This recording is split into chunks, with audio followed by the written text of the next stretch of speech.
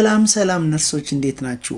የዛሬ የሳምንቱ መልእክታችን ጊቭ አቴንሽን ፎር ዩር ነርሲንግ አክሽን ፍሮም ሊሻን ሄልዝ ቲዩብ። ነርሶች ስራችሁን በምትሰሩበት ሰዓት ላይ፣ ታካሚያችሁን በምትንከባከቡበት ሰዓት ላይ ለታካሚያችሁ አቴንሽንን ካልሰጣችሁ የተለያዩ የጤና ችግሮች በታካሚያችሁ ላይ ሊመጣ ይችላል እና ሁልጊዜም ነርሶች ስራችሁን ስትሰሩ ጥንቃቄ ማድረግ ተገቢ ነው ብለን እናስባለን። ለምሳሌ ፔሸንታችሁን በምትንከባከቡበት ሰዓት ላይ የማያስፈልግ የጎንዮሽ ጉዳቶች እንዳይመጡ አቴንሽን መስጠት ያስፈልጋል። The most common intravenous fluid complication. fluid properly ማንሰጥ ከሆነ እነዚህ ኮምፕሊኬሽኖች እናያለን። intravenous complication ስንል በሁለት እንከፍላቸዋለን። የመጀመሪያዎቹ ሎካል ኮምፕሊኬሽን የምንለው ነው። አይቪ ሳይት ወይም አይቪ ካኑላ ያደረጋችሁበት ቬን ሳይት ላይ የሚከሰቱ ችግሮች ናቸው። ሁለተኛ ሲስተሚክ ኮምፕሊኬሽኖች ናቸው። በሲስተሚክ ሰርኩሌሽን ውስጥ በሰውነታችን ውስጥ በኦርጋኖቻችን ውስጥ የሚከሰቱ ችግሮች ናቸው። ሎካል ኮምፕሊኬሽን የምንለው የመጀመሪያው ኢንፊልትሬሽን ነው። ሁለተኛው ፌሊባይተስ ነው። ሶስተኛ ትሮምቦፌሊባይተስ እና አራተኛ ኢንፌክሽን ናቸው። ሲስተሚክ ኮምፕሊኬሽን በምንልበት ሰዓት ላይ ደግሞ ጄነራላይዝ ኢንፌክሽን ኦር ሴፕሲስ የምንለው፣ ሁለተኛው ፍሉድ ኦቨርሎድ፣ ሶስተኛው ኤር ኢምቦሊዝም የምንላቸው ችግሮች ፔሸንታችን ላይ ሊከሰት ይችላል። እስቲ እያንዳንዱ እንየው።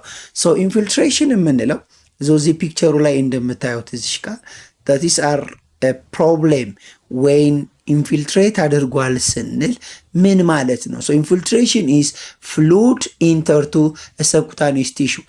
አይቪ ካኑላ በምታደርጉበት ሰዓት ላይ የምታስገቡት አይቪ ካኑላ ከቬነስ ሰርኩሌሽኑ ወጥቶ ወደ ሰብኩታኒስ ቲሹ ውስጥ በሚገባበት ሰዓት ላይ የምሰጡት ፍሉድ ሊሆን ይችላል። የምሰጡት መድኃኒት ወደ ሰብኩታኒስ ቲሹ ውስጥ በሚገባበት ሰዓት ላይ እዛ ሰብኩታኒስ ቲሹ አካባቢ ላርጅ ቮሊዩሞችን መሸከም ስለማይችል ምን ይፈጠራል? ኢንፊልትሬት ያደርጋል። ኢንፊልትሬት ማለት is swelling around the vein puncture site. It's occur during when the cannula out from venous circulation. ስለዚህ properly IV cannula በምታደርጉበት ሰዓት ላይ ከቬነስ ሰርኩሌሽን የምትወጡ ከሆነ የምትሰጡት መድኃኒት የምትሰጡት ፍሉድ ወደ ሰብኩታኒስ ቲሹ ይገባና እንደዚህ አይነት አንወንትድ ኮምፕሊኬሽኖችን ያመጣል። this kind of medical problem we call it infiltration እንለዋለን። ሁለተኛው ፌሊባይተስ ነው።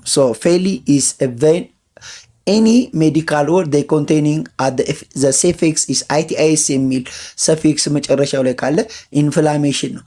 ፌሊባይተስ የምንለው an inflammation of the vein ነው። properly ቬኑን ኬር ማናደርግ ከሆነ እንደዚህ አይነት አንወንትድ የሆኑ ችግሮችን እዚህ ጋር እንደምታው ይሄ በጣም the worst and most serious complication of ፌሊባይተስ የምንለው ነው። ቬኑ ኢንፍሌምድ ይሆንና ስዌል ያደርጋል። እንደዚህ አይነት ችግሮች እንዳይመጡ የጤና ባለሙያዎች ፕሮፐርሊ አይቪ ሴኪዩር ማድረግ፣ ከዛ አይቪ ሴኪዩር ያደረጉትን ደግሞ ሚኒመም አንድ አይቪ ሴኪዩር የተደረገ አይቪ ካኑላ ለ72 ሰዓት ላይ ነው መቆየት ያለበት።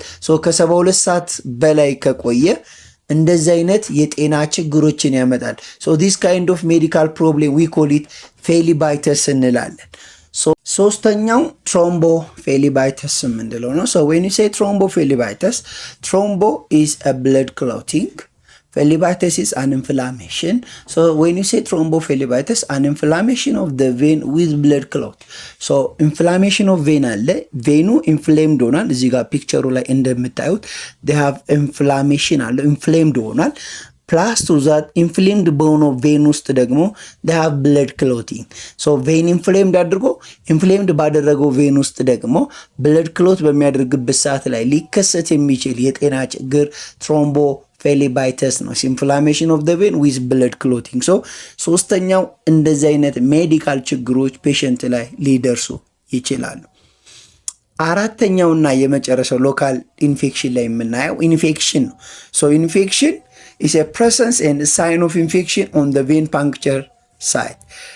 ቬን ካኑላ ያደረጋችሁ ብዙ ጊዜ ይሄ ኢንፌክሽን ሊከሰት የሚችለው አንደኛ ኢሚኖ ኮምፕሮማይዝ ፔሸንቶች ካሉ ነው፣ ወይንም በሽታ የመከላከል አቅማቸው የቀነሱ ሰዎች፣ ለምሳሌ ኤችአይቪ ፖዘቲቭ፣ ዲያቤቲክ ፔሸንት፣ ክሮኒክ ዲዚዝ፣ ማልኑሪሽድ ኢንዲቪዥዋል የሆኑ ሰዎች ላይ በሽታ የመከላከል አቅማቸው ይቀንሳል። ሰው በዛ ላይ ስኪን ላይ የምናገኛቸው ማይክሮ ኦርጋኒዝም ኖርማል ፍሎራ ለስኪኖቻችን ኖርማል ፍሎራ የሆኑ ማይክሮ ኦርጋኒዝሞች ወደ ሰውነታችን ውስጥ በሚገቡበት ሰዓት ላይ ኢንፌክሽን ሊፈጥሩ ይችላል። ስለዚህ ይሄ ኢንፌክሽን በምንድን ነው የሚመጣው ስንል አንደኛ አይቪ ሴኪር በምታደርጉበት ሰዓት ላይ ሴኪር የምታደርጉበትን አይቪ ቬን ፕሮፐርሊ ክሊን ካለማድረግ፣ በደንብ አለማጽዳት፣ በደንብ በአልኮል ስዋብ ክሊን ካልተደረገ ኢንፌክሽኑ ሊከሰት ይችላል። ስለዚህ አንድ ፔሸንት ቬን ሳይቱ ላይ ኢንፌክሽን ሲኖር ምን አይነት ምልክቶች እናያለን ስን አንደኛ ሆቱ ተች ነው። ቬኑ ያለበት ቦታ ላይ በምንነካበት ሰዓት ላይ ሆት አለው፣ የማቃጠል ወይም ሙቀት ስሜቶች ይኖሩታል። ሬድነስ ይኖራል። ያው ፒክቸሩ ላይ እንደምታዩት ሬድ ይሆናል፣ ይቀላል። ሶስተኛው ስዌሊንግ ነው። እዛ አካባቢ ብለድ ሰርኩሌሽኑ ስለሚጨምር ስዌሊንግ ሊከሰት ይችላል ማለት ነው።